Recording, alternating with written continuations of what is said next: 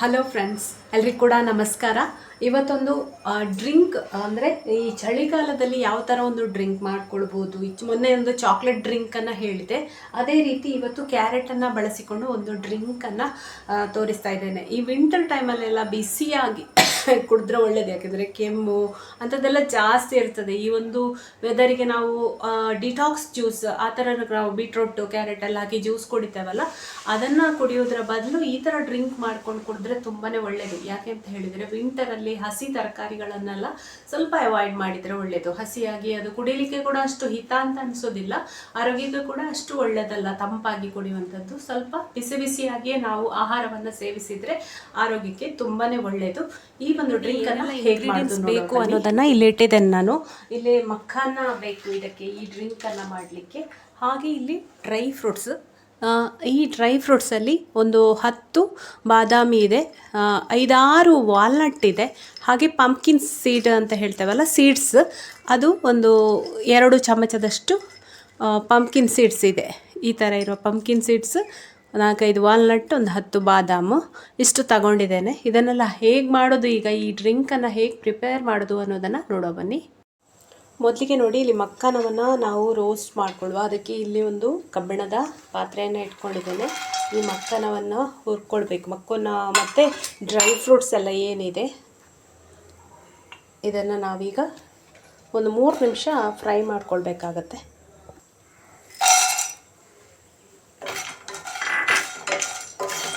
ಇದನ್ನು ಸಣ್ಣ ಉರಿಯಲ್ಲಿ 3-4 ನಿಮಿಷ ಫ್ರೈ ಮಾಡ್ಕೊಳ್ಬೇಕು. ಚೆನ್ನಾಗಿ ಫ್ರೈ ಮಾಡಿದ ಮೇಲೆ ಅದು ತಣ್ಣಗೆ ಆಗಬೇಕು. ತಣ್ಣಗೆ ಆದಮೇಲೆ ಇದನ್ನು ಪೌಡರ್ ಮಾಡ್ಕೊಳ್ಳಿಕ್ಕಿದೆ.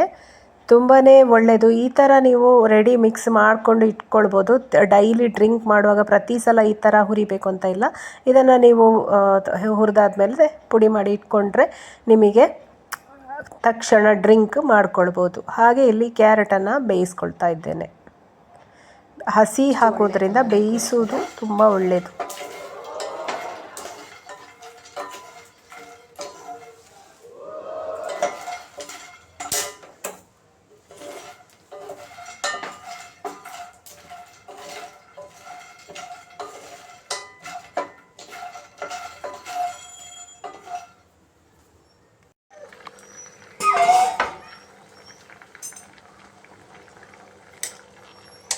ಇದು ನೋಡಿ, ಈ ಥರ ಪ್ರೆಸ್ ಮಾಡಬೇಕಾದ್ರೆ ತುಂಬಾ ಸ್ಮೂತ್ ಆಗಿದೆ. ಇಷ್ಟಾದರೆ ಸಾಕು ನಮಗೆ. ಇದನ್ನು ಈಗ ತಣ್ಣಗಾಗ್ಲಿಕ್ಕೆ ಇಡುವ.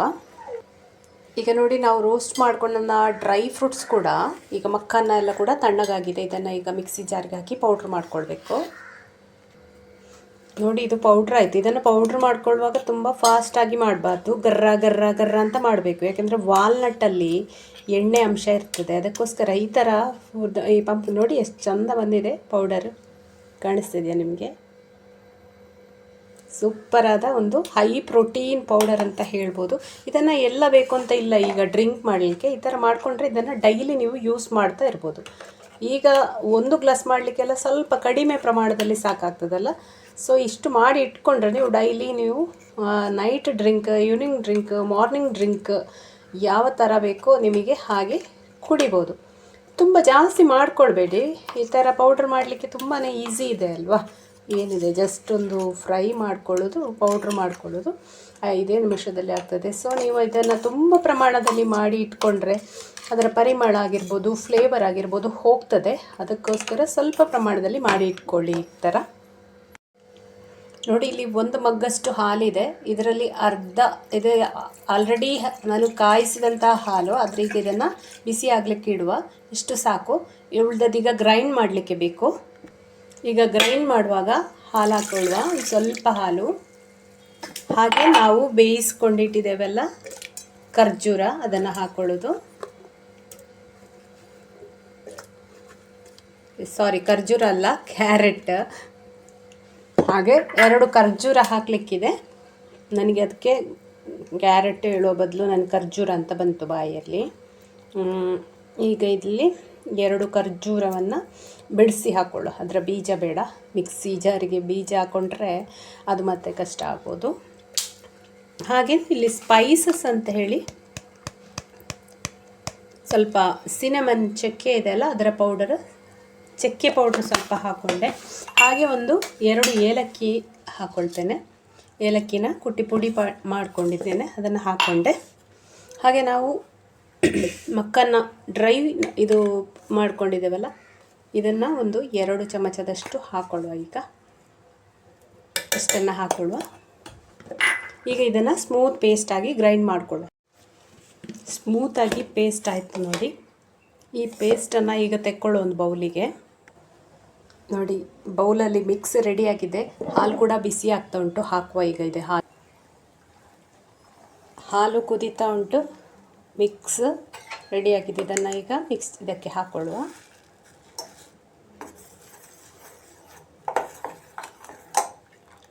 ಇದೊಂದು 2-3 ನಿಮಿಷ ಕುದಿಬೇಕು.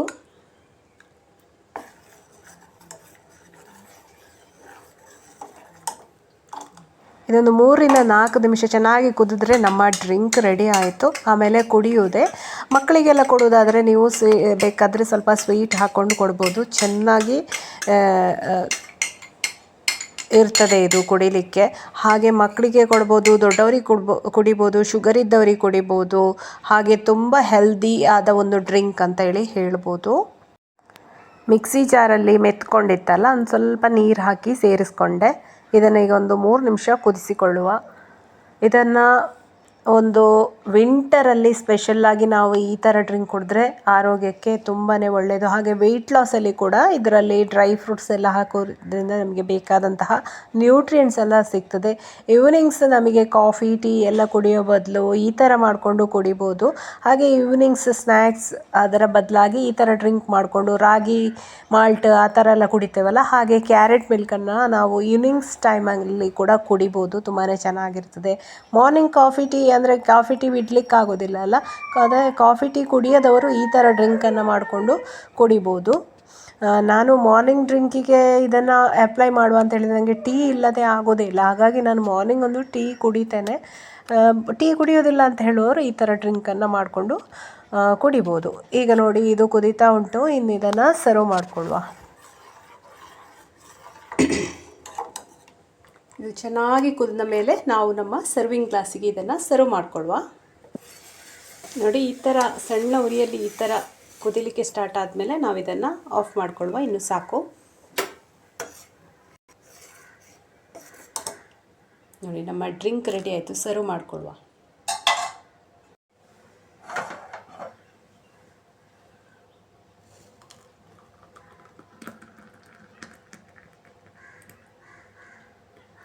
ಈಗ ನೋಡಿ, ನಮ್ಮ ಯಮ್ಮಿಯಾದ ಟೇಸ್ಟಿಯಾದ ಕ್ಯಾರೆಟ್ ಮಿಲ್ಕ್ ರೆಡಿ ಆಯಿತು. ಫ್ರೆಂಡ್ಸ್, ನಿಮಗೆ ಈ ವಿಡಿಯೋ ಇಷ್ಟ ಆದರೆ ಖಂಡಿತ ಲೈಕ್ ಮಾಡಿ. ಫ್ರೆಂಡ್ಸ್, ನೋಡಿದ್ರಲ್ಲ ಹೇಗೆ ಕ್ಯಾರೆಟ್ ಮಿಲ್ಕನ್ನು ಮಾಡೋದು ಅಂತ ಹೇಳಿ. ಇದು ಒಂದು ವಿಂಟರ್ ಸೀಸನಲ್ಲಿ ಈ ಥರ ಡ್ರಿಂಕ್ ಮಾಡಿ ಕುಡಿದ್ರೆ ತುಂಬಾ ಒಳ್ಳೆಯದು. ಈಗ ಇದನ್ನು ಟೇಸ್ಟ್ ಮಾಡುವ. ವಾವ್,